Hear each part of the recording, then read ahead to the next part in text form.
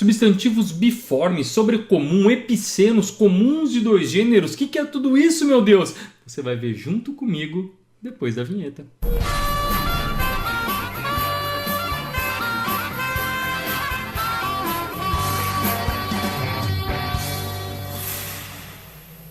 E aí, uma excelente manhã, uma excelente tarde, uma excelente noite para você, concurseiro, concurseira, vestibulando, vestibulanda, amante da língua portuguesa, e para você que está se preparando para a sua próxima prova de português. Professor Caco Pena, novamente aqui com você e falando hoje a respeito da classificação dos substantivos em relação aos gêneros. Você já assistiu a primeira parte da nossa aula sobre substantivos? Senão eu vou deixar o link para você aqui nos comentários. Vê lá, depois volta aqui. E para você que já está aqui junto comigo, vamos continuar falando dos substantivos. Claro, em relação aos gêneros, cara, esses caras podem ser, primeiro, substantivos chamados de biformes, que são aqueles substantivos que têm duas formas, masculino e feminino. E essa flexão pode acontecer de várias maneiras, seja trocando o O pelo A, né, mudando a desinência de gênero menino para menina, seja colocando um sufixo esa, freguês, freguesa, seja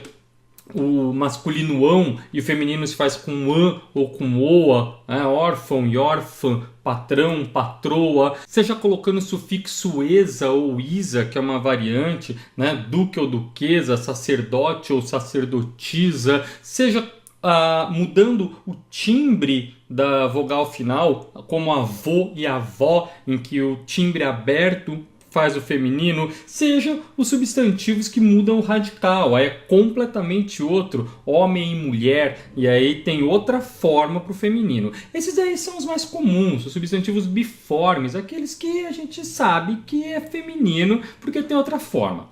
Agora, que são os chamados substantivos comuns de dois gêneros? São justamente aqueles substantivos que têm a mesma forma, mas eles têm os dois gêneros. Então, se eu pegar, por exemplo, palavras como artista, estudante, gerente, jornalista, colega, cliente, eu falo para você, essas palavras aí estão no masculino ou no feminino?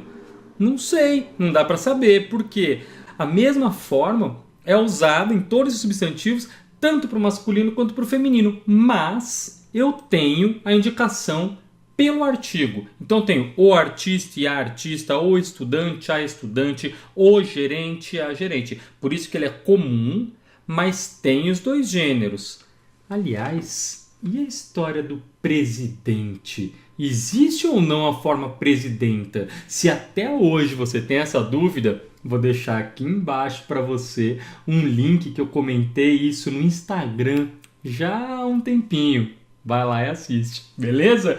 Agora, existem também aqueles substantivos que não têm a indicação das duas formas. É a mesma forma que é usada tanto para o masculino quanto para o feminino, sem indicação de gênero. Esses são os chamados substantivos sobrecomuns. Por exemplo, criatura, pessoa, criança, vítima, ou então indivíduo, defunto, cônjuge, anjo. Você percebe que esses substantivos eles têm a mesma indicação de gênero na palavra. É a criatura, seja para um homem, seja para uma mulher, ou seja, uma criatura, vamos dizer, de um gênero masculino ou feminino. A criança, eu não tenho a criança e o criança, ou o crianço, não tenho essa flexão, né? O indivíduo, eu não tenho a indivíduo ou a indivídua, não, é o indivíduo, tanto para o masculino quanto para o feminino, é a vítima, tanto para o masculino quanto para o feminino. Então a diferença desses para os comuns de dois gêneros é que o comum de dois gêneros, a palavra é comum e tem a indicação dos dois gêneros. No sobrecomum eu não tenho mudança de gênero. É só a referência que vai fazer isso, mas a palavra é a mesma, com o mesmo gênero de substantivo, seja indicando um ser masculino, seja indicando um ser feminino. E qual a diferença desse para o substantivo epiceno? Os epicenos são usados principalmente para animais e algumas vezes até para alguns tipos de plantas, né, que tem o macho e a fêmea. Mas é essa palavra em que eu tenho a indicação por justamente por essa palavra macho e fêmea. Então eu pego, por exemplo, águia, barata, formiga, capivara ou camaleão, dromedário, crocodilo, escorpião. Essas palavras aqui, elas só têm uma indicação para os animais. Mas eu falo águia macho, águia fêmea, barata macho, a barata fêmea, ou o dromedário macho, o dromedário fêmea, vamos dizer assim, é o crocodilo fêmea, o escorpião fêmea, a capivara macho. Percebeu? Então os epicenos são mais para animais, algumas plantas também que vão ter essa indicação macho, fêmea, mas a palavra é a mesma com essa indicação. Perceba que nos sobrecomuns, eu não falo, por exemplo, em criança macho e criança fêmea. Eu não tenho indicação nenhuma.